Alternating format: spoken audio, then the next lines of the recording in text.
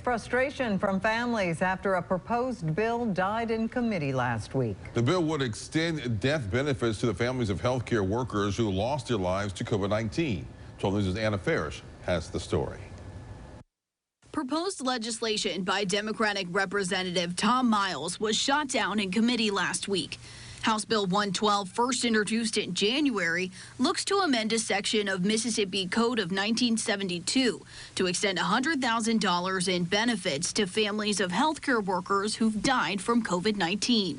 When they lose the main breadwinner in their family, it's a hard enough time when they lose their loved one, and to just have that extra little bit of money to help them, get by. It's terrifying and it's stressful as it is. Linda Ming lost her husband Doug to COVID in August of 2021. He was a paramedic for over 30 years and loved his job.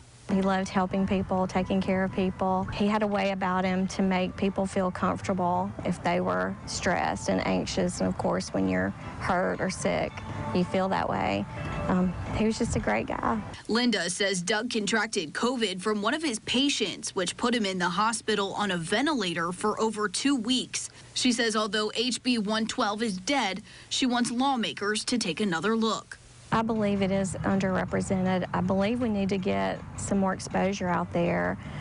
I think people need to be aware. I just don't think they are aware enough about what's going on about these EMS, first responders, nurses that are getting this. I guarantee if it was these legislators, if it was their loved one, their family member, that they would be doing all that they can to get this bill passed. She says although no amount of money can bring her husband back, financial stability would bring some comfort. Representative Miles says there is other legislation that could be amended during this session that could put this law in place. In Jackson, Anna Farish, 12 News.